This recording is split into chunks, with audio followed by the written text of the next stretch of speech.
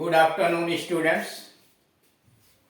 इस वीडियो के माध्यम से हम लोग सब्जेक्ट एंड प्रेडिकेट यानी सेंटेंस के क्या भाग होते हैं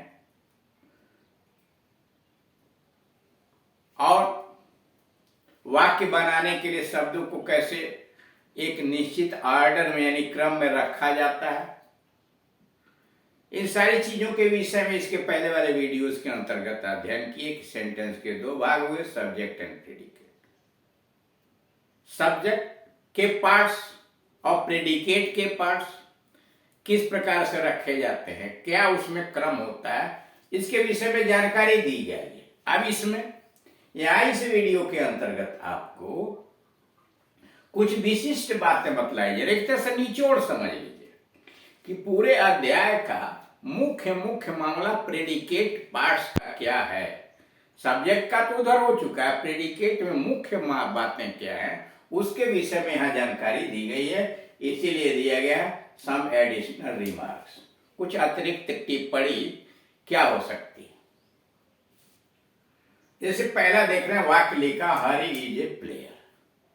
इसके पहले वाले वीडियो में समझाया जा चुका है कि बी से बनने वाली क्रिया इज, आर, एम, वाज, वर और अन्य जो सीम है, अपीयर है, लुक है, ये क्या है? ये लिंकिंग वर्ब है, यानी ये अकेले वाक्य का अर्थ पूरा नहीं कर पाती हैं। वाक्य के अर्थ को पूरा करने के लिए कोई न कोई शब्द उनके बाद रखना पड़ता है, जिसको हम पूरक कहते हैं, कॉम्प्लीमेंट कहते हैं।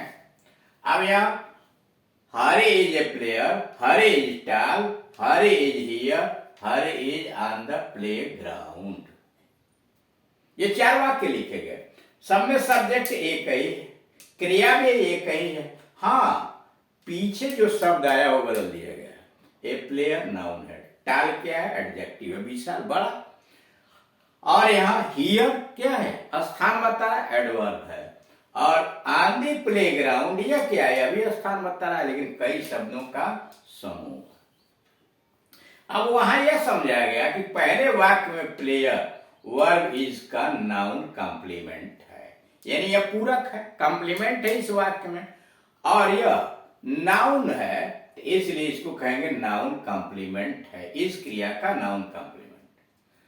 हर एज टाल, अब दूसरे वाक्य के अंतर्गत टाल एडजेक्टिव कॉम्प्लीमेंट कहलाएगा, यानी टाल जो है वह हरी की विशेषता बता रहा है। हर एज हियर, अब यह हर एज हियर तीसरे वाक्य में हियर एडवर्ब कॉम्प्लीमेंट है, यानी क्रिया विशेषण, और चौथे में Hari is on the playground, Hari खेल के मैदान में, तो ऑन द प्ले ग्राउंड जो है वह एडवर्बियल फ्रेज है। पहले वाक्य में ये हो गया प्ले ग्राउंड एडवर्बियल फ्रेज है। अब जरा निम्न बातों पर ध्यान, मतलब यहाँ कहने का कि कॉम्प्लीमेंट के स्थान पर नाउन हो सकता है, नाउन फ्रेज हो सकता है, एडजेक्टिव हो सकता है, एडजेक्टिव फ्रेज हो सकता है, और उसके साथ साथ एडवर्ब हो सकता है, एडवर्बियल फ्रेज हो सकता है, कुछ और भी चीजें हो सकती, और चीजें इन्फिनिटिव हो सकता है, जीरंड हो सकता है, पार्टिसिपल हो सकता है। अब उसके उदाहरण बाद में पहले भी समझाए जा चुके हैं, फिर आपको समझा दिया जाएगा लास्ट में। अब निम्न वाक्यों पर ध्यान दीजिए। He became a doctor, वो डॉक्टर बन गया। He grew strong, वो मजबूत हो गया। She looks tired, वो थकी लगती है। The case seems interesting, यह केस, यह मुकदमा रुचिकर लगता है। वो प्रयुक्त वाक्य में डॉक्टर नाउन है, स्ट्रांग एडजेक्टिव है, टायर्ड पास्ट पार्टिसिपल है, और इंटरेस्टिंग प्रेजेंट पार्टिसिपल है। क्रमशः यह बीकेम, ग्रेव, लुक्स और सेम्स वर्ब के कॉम्प्लीमेंट है, यानी यहां देख रहे हैं ए डॉक्टर बीकेम का कॉम्प्लीमेंट है, स्ट्रांग ग्रेव का कॉम्प्लीमेंट है, ये टायर्ड लुक्स का और इंटरेस्टिंग सीम्स का कॉम्प्लीमेंट है। अब इस वाक्य को देखिए, ही थ्रू दी बॉल, उसने बाल फेंका। इस वाक्य में बाल क्या है? सकारात्मक क्रिया थ्रो का ऑब्जेक्ट है। क्या फेंका? बाल फेंका। यानी इस वाक्य में थ्रो सकारात्मक क्रिया हो गई, उसका ऑब्जेक्ट जो हुआ वह हुआ बाल। उसने फेंका, तो क्या फेंका? बाल फेंका। यानी आप जानते हैं कि मुख्य क्रिया में किसको और क्या लगा के प्रश्न करेंगे तो उत्तर में जो प्राप्त होता है वो ऑब्जेक्ट होता है। यहां क्या लगा के प्रश्न किया? उसने फेंका, तो क्या फेंका? गेंद फेंका। अब इस वाक्य को देखिए, he gave me A pen, उसने मुझे एक कलम दी। इस वाक्य में वर्ब गेव मी इनडायरेक्ट है। गेव का मी इनडायरेक्ट ऑब्जेक्ट है, यानी मी जो ये आया है गेव का इनडायरेक्ट ऑब्जेक्ट है। और पेन, ये जो देख रहे हैं ए पेन, यह डायरेक्ट ऑब्जेक्ट है। किसको के उत्तर में, यानी होम लगा करके क्रिया के साथ प्रश्न करेंगे। जो उत्तर में जो शब्द मिलेगा या शब्द समूह मिलेगा वह इनडायरेक्ट ऑब्जेक्ट होगा। और क्या लगा के क्रिया में प्रश्न कीजिए, उत्तर में जो शब्द या शब्द समूह मिलेगा वह डायरेक्ट ऑब्जेक्ट होगा।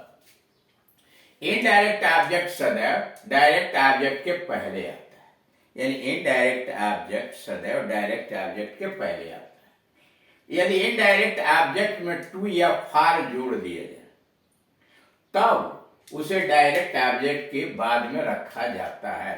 यानी क्रम अगर आपने बदल दिया कि वाक्य में पहले डायरेक्ट ऑब्जेक्ट लिखा, बाद में इनडायरेक्ट ऑब्जेक्ट लिखा, तो टू या फार लगाना पड़ेगा। जैसे he gave a pen, a pen क्या है? डायरेक्ट ऑब्जेक्ट है, तब टू लगाया गया, to me. He gave a pen to me, उसने मुझे एक कलम दिया। He bought a pen for me, उसने मेरे लिए एक कलम खरीदा। मी पीछे चला गया तो फार लगा दिया। अब कहां टू लगाएंगे, कहां फार लगाएंगे, इसके लिए विस्तृत रूप से अलग से आपको जानकारी दी जाएगी जब ऑब्जेक्ट का लेसन आएगा वहां पर। या जब ट्रांजिटिव और सकारात्मक क्रिया पढ़ाई जाएगी तो वहां डिटेल में बताया जाएगा। अब जरा इस वाक्य पर ध्यान दीजिए। आई नेम्ड माई सन प्रेमनाथ, मैंने अपने पुत्र का नाम प्रेमनाथ रखा। इस वाक्य में ऑब्जेक्ट सन का Premnath object complement. I named my son Premnath, इस वाक्य में ऑब्जेक्ट सन का प्रेमनाथ ऑब्जेक्ट कॉम्प्लीमेंट है। कॉम्प्लीमेंट है। विभिन्न प्रकार के ऑब्जेक्ट कॉम्प्लीमेंट्स के उदाहरण दिए गए। पहला, I appointed him a clerk, I appointed him a clerk. अब यहां क्या है? हिम का अकेले हिम जो है अपॉइंटेड का ऑब्जेक्ट है, लेकिन अकेले अर्थ पूरा नहीं कर पा रहा है। अब या उसका कॉम्प्लीमेंट जो आया नाउन है ए क्लर्क।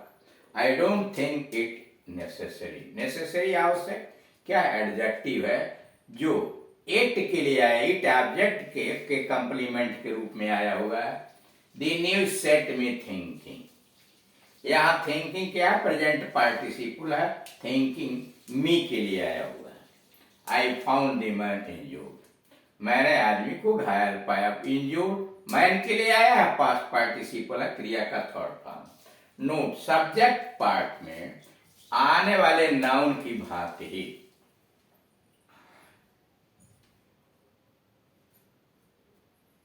प्रेडिकेट पार्ट में आए हुए नाउन के साथ ही करा, जैसे सब्जेक्ट पार्ट में कोई नाउन आता है तो वही क्रम, वही तरीका, अगर वही नाउन प्रेडिकेट पार्ट में यूज होता है तो उसके साथ भी डिटरमाइनर हो सकता है, एडजेक्टिव हो सकता है और एडजेक्टिव फ्रेज होता है। ठीक, कह रहा है सब्जेक्ट पार्ट में आने वाले नाउन की बात है, प्रेडिकेट पार्ट में भी आने वाले नाउन जो आएंगे उनके साथ डिटरमाइनर हो सकता है, एडजेक्टिव हो सकता है, एडजेक्टिव फ्रेज हो सकता है।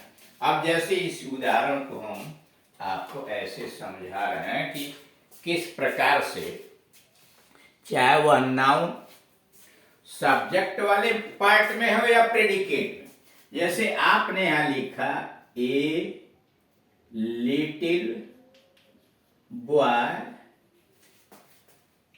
इन द कॉर्नर। ठीक, कोने में बैठा, कोने में एक छोटा सा लड़का। यह क्या है? Noun phrase. इसका प्रयोग आप प्रेडिकेट में भी कर सकते हैं, जैसे I saw a little boy in the corner. I saw a little boy in the corner, इसमें क्या हुआ? आई हुआ सब्जेक्ट और saw a little boy in the corner predicate हुआ, जिसमें सा हुआ ट्रांजिटिव वर्ब और a little boy in the corner क्या हुआ? यह हुआ नाउन। ऑब्जेक्ट के स्थान पाया, नाउन हुआ।